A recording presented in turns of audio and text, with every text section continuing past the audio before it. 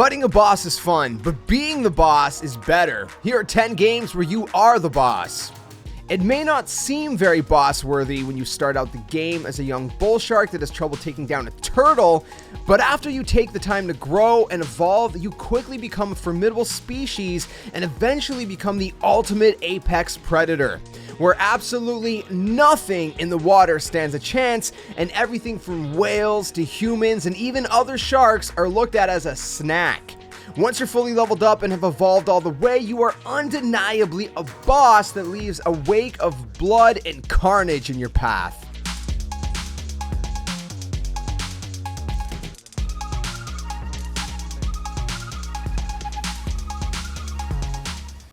A shape-shifting character that can absorb abilities by consuming enemies. Sounds like a boss, right? Well, it's actually the main character, Alex Mercer, in Prototype. Want a blade for an arm? How about some Wolverine claws? With shape-shifting being Alex's main ability, all of those are possible and necessary to be the boss. When there's a weapon in the game with the initials BFG, whomever is wielding that weapon is probably a boss. Doomguy absolutely demolishes every enemy that steps in front of him. They stand zero, let me say that again, zero chance. And he's been doing this for quite some time, since 1993 to be exact. Thankfully, we get to play as him and not against him because we can't imagine that being on the other side of that grapple hook shotgun would be very fun.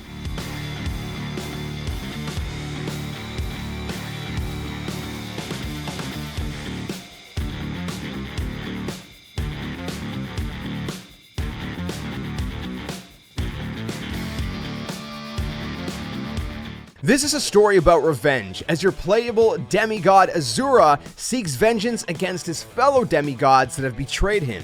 With the over-the-top scale and magnitude of the boss fights, plus the ease and veracity that Asura takes them down in, the game makes you feel like you are capable of anything and capable of taking down anyone, which gives us real boss vibes.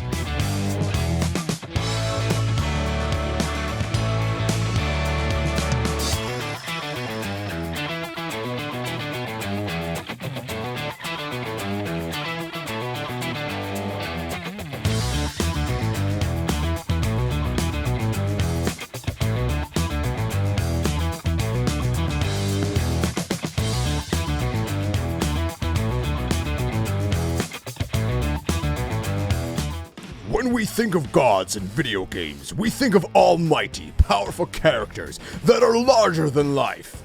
Well, what about characters that kill gods? Let me introduce you to Kratos, a man that has a rap sheet longer than most grocery store receipts, ranging from Zeus to Ares to Hercules and even his own family. Kratos might have a problem or two, which is exactly why he would be an incredible boss. But we have to admit, we enjoy watching him grow and going on journeys with the boy more than we would fighting him, which probably wouldn't go very well for us either, let's be honest.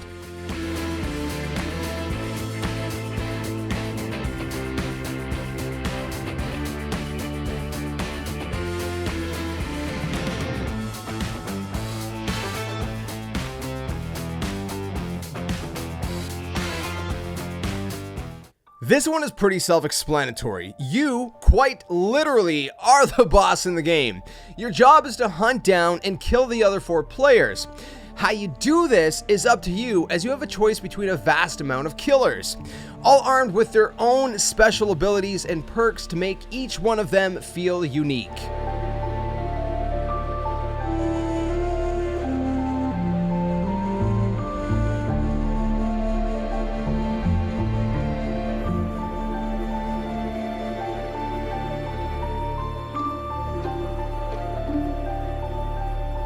A game that shows the main character pulling a Star Destroyer out of the sky. Who else is doing that? Absolutely nobody. As Galen Merrick, also known as Starkiller, you are Darth Vader's apprentice and are commanded by him to hunt down rebels. The interesting thing about this game is that, unlike in past Star Wars games, there isn't a force meter, which means you have unlimited use of your force abilities, which I guess that means that the force was unleashed.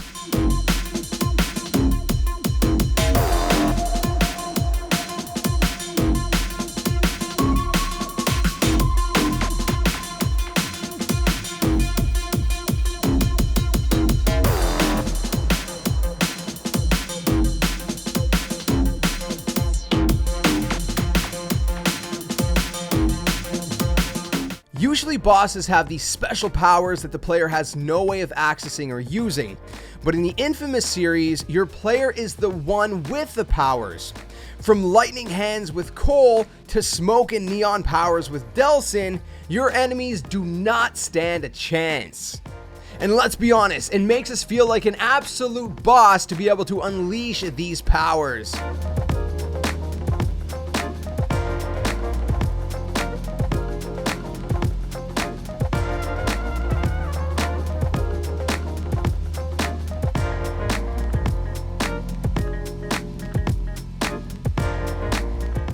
There are a large number of games that pit humans versus aliens where you're on the human side at least a vast majority of the time.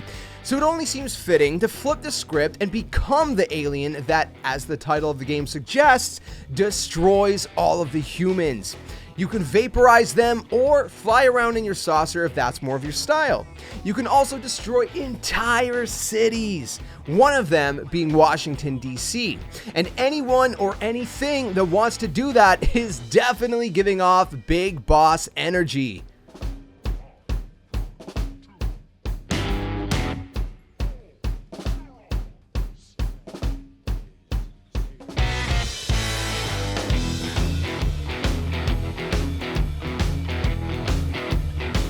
The game starts off with Talion getting a hold of a ring of power that was made to combat Sauron's ring. As the game progresses, you get stronger and you get more powerful.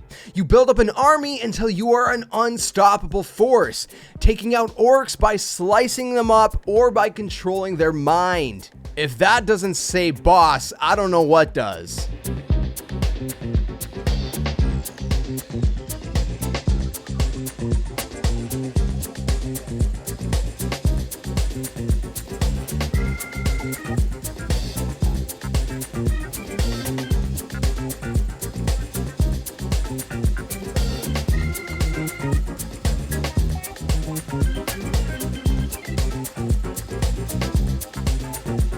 So those are our top 10 games where you are the boss. Let us know in the comments what would make your top 10 list, and if you're new to Gamology, be sure to follow on Facebook and subscribe on YouTube. Until the next one, Gamologist, game on.